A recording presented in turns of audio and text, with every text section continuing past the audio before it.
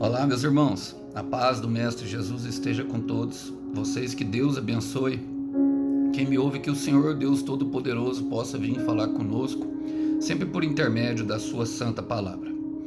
Irmãos, a partir de hoje eu vou, aí a pedido do irmão Luiz, o grande guerreiro do Senhor, colocar aqui o texto base na descrição para vocês acompanharem, para facilitar aí. Para mim não é incômodo nenhum e nem trabalho. E junto ali tem o meu e-mail. Se quiserem falar comigo, fiquem à vontade, tá? É só mandar um e-mail em tempo hábil, eu respondo. Às vezes o dia é muito corrido e nós não respondemos na hora, mas a gente está sempre atento e eu gosto de conversar com vocês, saber como é que tá o coração. E por falar nisso, como é que tá o coração? Expectativa a milhão? Vambora, pra cima, hein? Para não, vambora. Vambora para cima do inferno. As portas do inferno não resistirão à igreja de Jesus Cristo, que marcha para o céu, e esses somos nós. Vamos embora?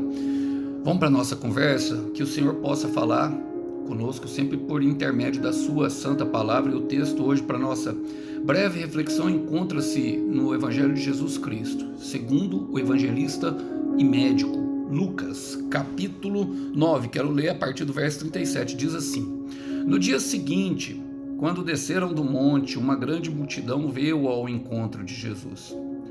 Um homem na multidão gritou: Mestre, suplico-lhe que veja meu filho, o único que tenho.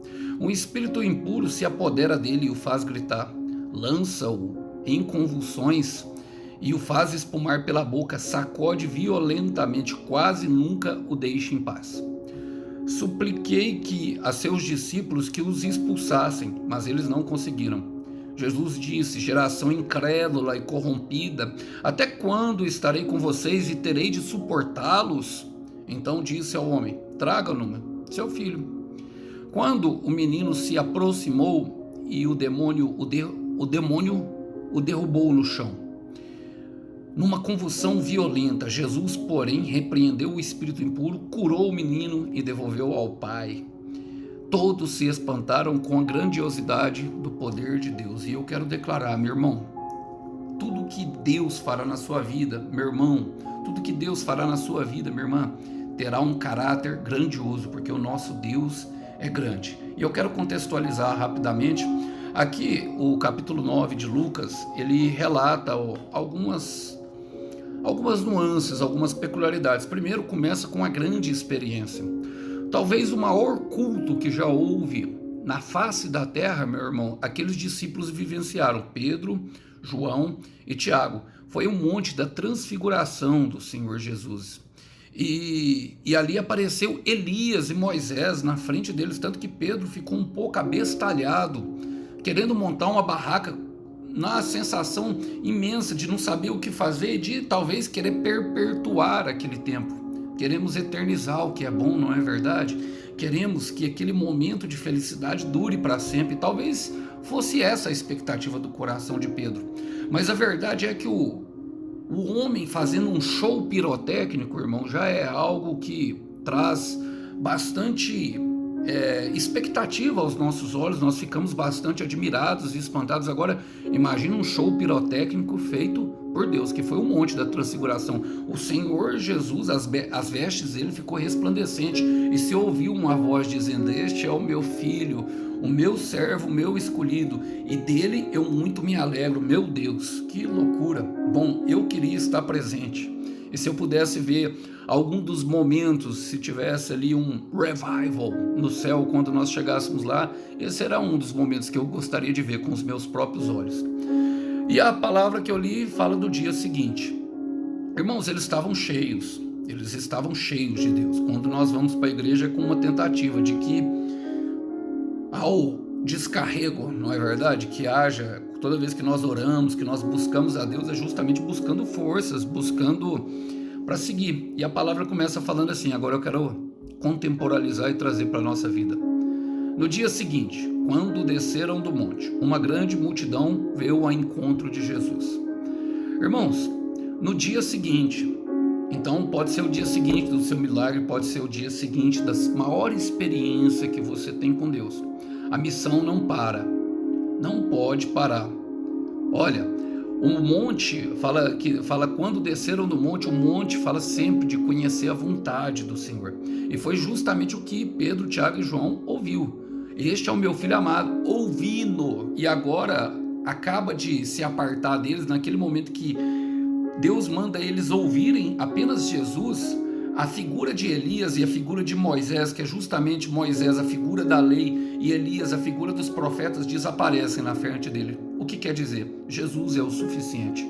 Eu quero repetir, Jesus é o suficiente. Eles sabiam quem era Jesus. Foi declarado mais uma vez a divindade dele, a encarnação do Deus que se limitou para nos explicar quem ele era. E olha, Deus não deu mole para eles. Por quê? Fala que uma multidão veio ao encontro de Jesus. E quem é a multidão, irmãos? A multidão é aqueles mesmos que impediram o paralítico de chegar a Jesus e eles tiveram que subir por cima do telhado. A multidão é a que impediu a mulher do fluxo de sangue de tocar. A multidão é a que Jesus colocou os discípulos para correr porque eles queriam só pão multiplicado. E eu sou fã, meu irmão, do homem que multiplicou o pão e que nos ensinou o significado da palavra perdão. Mas a multidão muitas vezes nos atrapalha, mas mesmo assim o Senhor nos coloca. Então Deus nos coloca, meu irmão. Sempre que nós estivermos cheios, estiver perto de uma experiência, Deus nos coloca perto de quem precisa daquilo que carregamos. Eu quero repetir isso porque alguém precisa ouvir isso. Deus nos coloca perto de quem precisa daquilo que nós carregamos. E nós carregamos a presença, nós somos a arca da aliança. Nós somos a arca, meu irmão. Cadê a arca que Deus te deu para construir? Meu irmão, cadê a arca que Deus te deu para construir, minha irmã? Olha, em Salmo 104, versículo 27 e 28, diz assim: todos esperam de ti, que lhes dê o sustento ao seu tempo. Tu lhe dás, e eles o recolhem. Abrem a tua mão e eles se fartam de bens. Eu quero ler na linguagem atual esses versículos. Diz assim: todos esses dependem de ti, esperando que lhe dê alimento no tempo certo. Tu dás a comida e eles comem e ficam satisfeitos. A versão atual fala de comida, mas a verdade é que as necessidades da multidão são várias, irmãos. E ali nós vemos um homem. No versículo 48, fala: um homem na multidão gritou: mestre, suplico-lhe que veja o meu filho, o único que tenho. E esse homem carregava uma necessidade maior, irmãos. Por quê? O único que tem diz justamente da descendência. Isso para os judeus era uma vergonha. Não ter um filho homem era motivo de muita vergonha para eles. Então, nós devemos identificar as necessidades mais urgentes, inclusive as nossas, irmãos. Devemos identificar e apresentar para Deus. Identifique as suas necessidades mais urgentes e coloque diante de Deus. Salmo 34, versículo 4 fala assim: clamei a Deus e Ele me livrou de todos os meus temores. Clamei a Deus e Ele me livrou de todos os temores. Olha, é na súplica, é falar. Ele falou, ele explicou justamente o motivo dele entender que ele tinha mais necessidade do que toda a multidão. O meu filho, o único que tem, e era realmente um motivo nobre, era pela família, irmão. Era pela família. Corre pelo progresso da família. Olha o que ele fala em seguida. Ele fala assim, um espírito impuro se apodera dele e o faz gritar. Lança-o em convulsões e o faz espumar pela boca. Sacode-o violentamente e quase nunca o deixa em paz. Esse aqui é o caso de algumas bíblias que trazem como um menino lunático ou o menino epilético, irmãos. A verdade é que o diabo estava em ação mais uma vez, trazendo tormenta a uma família. Tormenta, irmãos. E você percebe o que o pai faz? O pai tem consciência de que não é o filho que se comporta daquela forma. O pai tem a consciência espiritual de que é o diabo que atormenta o filho dia e noite. Quase não o deixa em paz. Então o que há, irmão, aqui? Uma confissão do problema. Uma confissão. Perceba, olha o que ele fala. Olha, vamos ler novamente. Um espírito impuro se apodera dele e o faz gritar. É o espírito que o faz gritar. Lança-o em convulsões e o faz espumar pela boca. Sacode violentamente e quase nunca deixa ele em paz, irmãos. E é impressionante isso, porque ele confessa: tu tudo que ele viu, tudo que ele presenciou, tudo que ele vivenciou com aquele menino, ele confessa diante do Senhor Jesus com os olhos, com a boca. E a palavra fala de nós confessarmos não só a vitória, mas também as nossas fraquezas. Ele identificou que o problema era espiritual. Devemos falar para o Senhor que nós estamos com problemas espirituais até que Ele nos dê a autoridade para que venhamos, para que possamos acreditar que Ele é real e que Ele é fiel, para que nós venhamos, nós mesmos, lançar fora todo medo, irmão. Então, confesse o problema, fale com riquezas de detalhe para o Senhor. Perceba, Satanás, meu irmão, nunca ataca em algum lugar nosso. Satanás não ataca em ponto forte, ele ataca justamente aonde Deus tem propósito. Ele fazia esse menino espumar pela boca, esse menino não conseguia nem falar. Normalmente é assim, irmão. Normalmente Satanás ataca na área aonde Deus quer exaltar. Então confesse, confesse a dificuldade, confesse o problema. Olha o que diz em 1 Timóteo capítulo 6, versículo 12. Corra a boa corrida da fé e ganhe a vida eterna, pois foi para essa vida que Deus o chamou quando você deu o seu belo testemunho de fé na presença de muitas testemunhas. Olha, agora eu quero ler na versão Ferreira de Almeida. Peleja, a boa peleja da fé, apodera-te da vida eterna, ou seja, aposta-te, o reino de Deus é feito pela força, para a qual foste chamado, tendo já feito boa confissão diante de muitas testemunhas. E ele não se importou com as pessoas, ele não se importou com... Tinha uma multidão, tinha uns discípulos, tinha fariseu, tinha todo mundo, e ele estava ali, lutando pelo seu filho. E olha o que ele fala: supliquei aos seus discípulos que o expulsassem, mas eles não conseguiram. Às vezes nós vamos encontrar assim, irmãos, uns discípulos meia boca no meio do caminho. Isso, com perdão da palavra, irmão, não quero ofender ninguém. Não quero ofender ninguém, porque as pessoas... E eu sei que às vezes o comentário pode parecer pejorativo, mas não é a ideia. Eu já fui meia boca muitas vezes eu tive falta de fé, irmão. Muitas vezes eu sofrendo ataque espiritual e o Senhor deixando, irmão. Para quê? Para que eu viesse justamente a exercer aquilo que Ele me deu. E eu ali, sabe, me cedendo, me deitando na cama, deixando o diabo me enforcar, deixando o diabo colocar opressão, um cansaço infernal em mim. Então, às vezes o Senhor permite, sabe, que os discípulos passem por vergonha. Para quê? Para buscar, irmão. Em outras versões ele fala que é justamente pelo jejum e pela oração, ou seja, uma vida de intimidade com Deus, irmãos. Uma vida de intimidade com Deus. Uma vida a qual o Senhor pode trazer justamente uma intervenção sobrenatural através das nossas vidas. Mas a verdade é que eles não puderam. Eles não conseguiram. É o que o Pai fala. Então, meu irmão, muitas vezes precisa ser diretamente. Não é o pastor, não é o presbítero, não é o apóstolo, diretamente você e Deus. Muitas vezes Deus vai deixar aqui para que você confie nele, para que você venha acreditar, para que nós venhamos, para que venha crescer a nossa fé. Então muitas vezes ele vai afastar as pessoas, muitas vezes ele não vai permitir que as pessoas consigam. Logicamente aqui foi pelo jejum e a oração, irmãos, não tenho dúvida que o jejum e a oração ele fortalece a autoridade, o poder. Na verdade não é nem que tem mais autoridade, é a convicção da autoridade a partir do momento que nós vamos conversando com Deus, que nós vamos, sabe, dialogando com o Senhor, que nós vamos justamente, sabe, irmão, tendo experiências com Ele, vai aumentando aquela convicção e nós vamos usando ela cada vez mais. Quem anda com Deus, irmão, não erra o caminho, mesmo que, sabe, esteja em dúvida do caminho. Quem escuta Deus jamais perde a direção.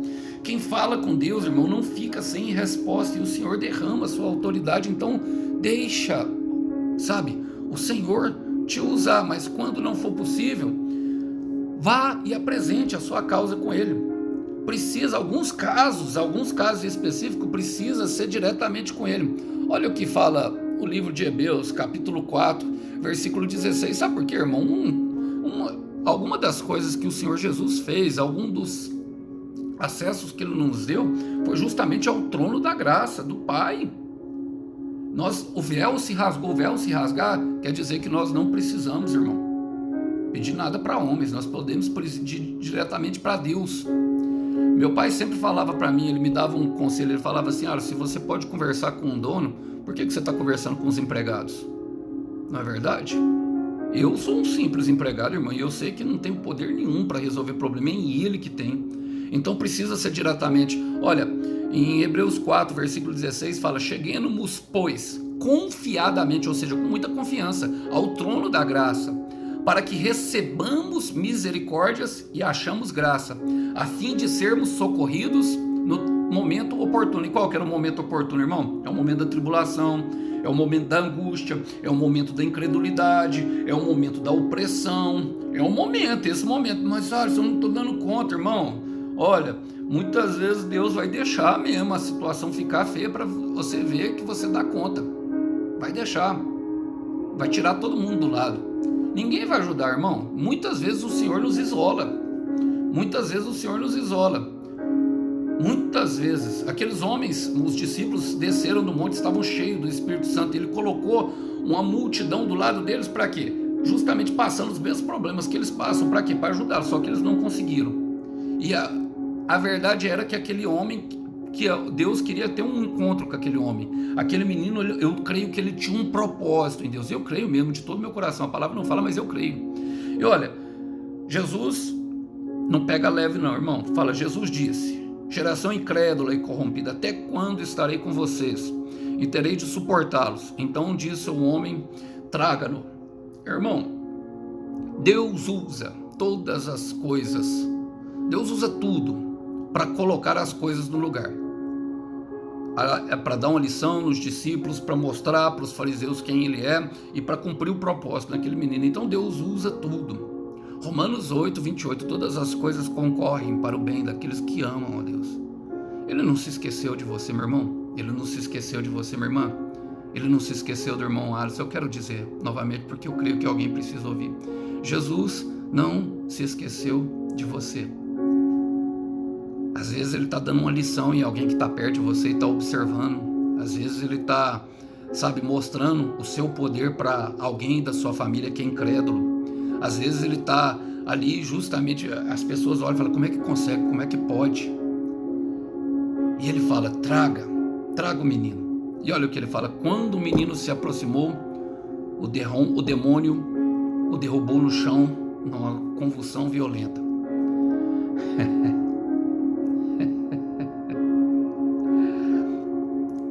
Quanto mais perto do milagre, pior fica a circunstância. Meu Deus, eu sinto a presença dele aqui.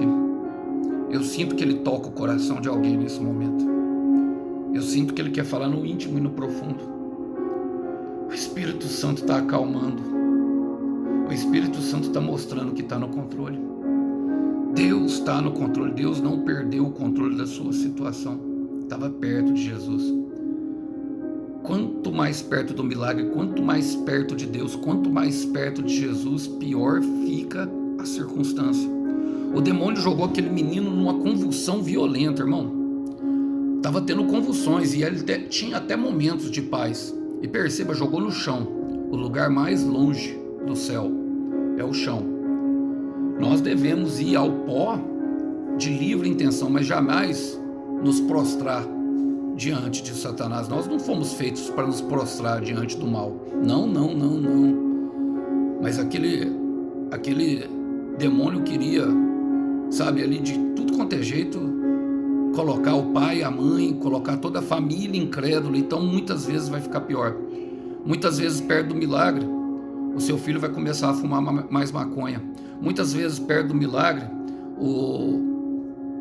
o seu filho vai começar a cheirar mais cocaína. Muitas vezes perto do milagre vai começar a se embebedar mais o seu esposo. Muitas vezes perto do milagre parece que vai havendo mais separação. Quanto mais perto do milagre parece que mais impossível eu fico. Sabe por quê? O impossível é a especialidade do nosso mestre. Deus de milagres, Deus de promessas, luz na escuridão. Olha, fica difícil, irmão. Não para não. persevera, continua, sabe, tentando, não para não. Se está ficando difícil, se está estreitando o caminho, é esse mesmo o caminho. Se está ficando apertado, se está vendo que menos pessoas estão acompanhando, você está vendo que a multidão já não acompanha mais, o pai e a mãe nem acredita naquilo que você está falando, ou até mesmo, sabe, o pessoal da igreja, que seria os irmãos da comunidade da fé, você está tendo problema, então, meu irmão, apenas continua. Porque o chão é o lugar mais longe do céu, onde o diabo quer te colocar. Mas o nosso caminho é para lá. Então as coisas vão ficar mais feias. Quanto mais perto do milagre, pior fica as circunstâncias. Pior, irmão. Olha, Isaías capítulo 60, versículo 2 diz o seguinte: pois eis que as trevas cobrirão a terra, e a escuridão os povos, mas sobre ti, sobre você, meu irmão, sobre você, minha irmã, o Senhor virá surgindo, e a sua glória se verá sobre ti. Receba essa palavra no coração. Eu vou repetir porque eu creio que alguém precisa ouvir. Pois eis que as trevas cobrirão a terra, e as escuridão os povos, mas sobre ti o Senhor virá surgindo, e a sua glória será sobre ti. Eu vou ler na linguagem atual para que haja melhor compreensão. A terra está coberta de escuridão, os povos vivem nas trevas, nós vemos isso a todo momento, mas a luz do Senhor está brilhando sobre você aparece a glória de Deus. De Deus haverá glória, meu irmão, haverá dificuldade, haverá convulsão, haverá aumento da circunstância, mas haverá glória, a glória de Jesus resplandecerá sobre ti. Tudo que você tem passado, meu irmão, tudo que você tem passado, minha irmã, é porque Deus quer te dar uma experiência que vai marcar a sua vida. Você não será mais o mesmo, você já não consegue jamais ser o mesmo, você não consegue se afastar, sabe? A sua vida será um marco, assim como ele marcou o tempo antes de Cristo e depois de Cristo. Haverá um marco na sua vida antes de eu conhecer Jesus e depois de Jesus. Será maravilhoso, será eterno, será bom. Olha o que Jesus fez. Jesus, porém, repreendeu, nem deu moral para o mal. Poderoso Jesus, poderoso Rei da Glória. Abram-se os portais, porque o Rei da Glória vem aí. Sobre as nuvens, em glória, em majestade. Não deu nem moral para o mal, irmão. Meu Deus, como eu sou fã dele, como eu amo ele. Repreendeu o espírito impuro. Só danou. Quieta-te, Efatá, Talita cumi, levanta-te, menina, Efatá, sejam amordaçados os ventos. E devolveu ao pai. Ele não vai devolver de qualquer jeito, irmão. A obra é completa, não vai devolver de qualquer jeito. Vai arrancar o mal fora, vai curar completamente e vai te devolver. Não sei o que é que você busca. Jesus não vai entregar nada morto na sua vida. Jesus vai entregar com vida. A obra é completa. A obra é completa. Filipenses capítulo 1, versículo 6. Estou convencido, quem aí está convencido comigo? Estou convencido de que aquele que começou a boa obra em tua vida há de aperfeiçoá-la, e ele vai te entregar com vida. Quero declarar, meu irmão, a promessa vai dar sinal de vida essa semana. A promessa vai dar sinal de vida. Vocês, sabe, você já pode sentir como se fosse tocável. É tão bom, é um sentimento bom de paz dentro do coração que vai tomando conta, sabe? Já começamos a descansar no meio da tribulação, porque nós sabemos que Jesus está no controle. Já presenciamos a sua glória, sabe? Já não ando mais em trevas. Agora eu sei quem é que guia meus passos, quem foi os seus passos no chão enquanto você não sabia andar, quem se anulou por você, quem te amou sem ter um porquê. Meu Deus, Jesus vai te entregar com vida e vai dar sinal de vida. Tic-tac, tic-tac, tic-tac. Sinal de vida. Tic-tac, tic-tac. O que estava morto vai dar sinal de vida. Tic-tac, tic-tac. Vai dar sinal de vida. A promessa vai dar sinal de vida. Vai dar. Deus está mandando eu falar para alguém aqui. A luta foi grande. Lágrimas. Desespero. dor, muita dor, mas vai te entregar com vida. Não se desespere e olha, não fica por aí não. Todos, da etimologia da palavra, todos são todos, que te conhecem, que passaram pela sua vida, todos, ele faz questão de te honrar na frente de todo mundo. Todos se espantaram com a grandiosidade do poder de Deus. O que Deus fará na tua vida, meu irmão, o que Deus fará na tua vida será grandioso. Pequenos somos nós, mas Deus é grandioso. Tu farás proezas em Deus, coisas grandes o Senhor tem para você, grandes coisas tem para a tua vida. Então não para, não desista, persevere, porque no final das contas você vai estar como os israelitas. Nós estaremos como os israelitas, voltando e declarando no Salmo 126, versículo 3: e todas as nações dirão, grandes coisas o Senhor fez por nós. Grandes coisas o Senhor fez por nós. E grandes coisas ele falar para você. Salmo 126, versículo 3: grandes coisas fez o Senhor por nós. Grandes coisas, repita comigo, grandes coisas. E será grandioso. Será muito mais do que você pensa. Isso que você pensou, esquece. É maior, é além. Deixa Deus, dê condições de Deus te levar além. Gostaria de deixar essa mensagem com vocês, meus irmãos. Fiquem todos com a paz do Mestre Jesus. Estejam todos confiantes. A paz do Mestre esteja com você. Até uma próxima mensagem. Tchau, tchau.